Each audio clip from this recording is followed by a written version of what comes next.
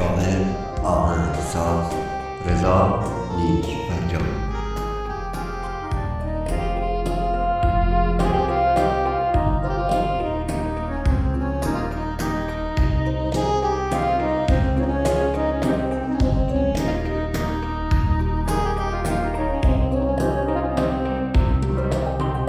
سلطان غم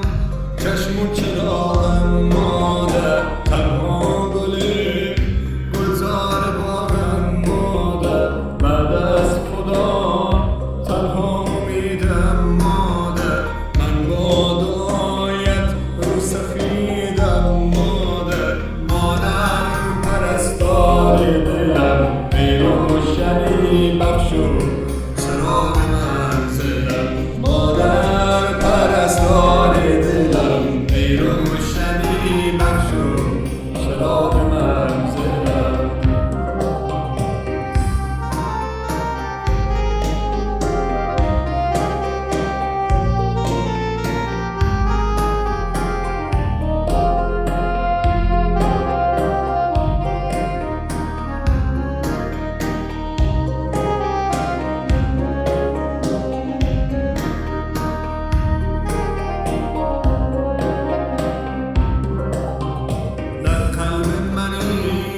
این آرزوی آخر است گویندش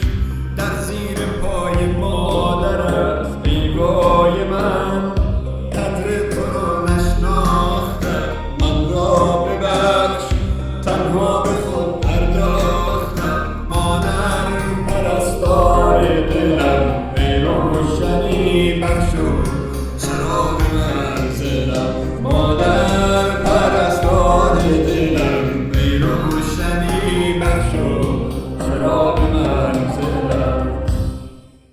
تو با بدیم ساختی و سوختی، تنها چراغی خانه رو افروختی، هر جمعه ها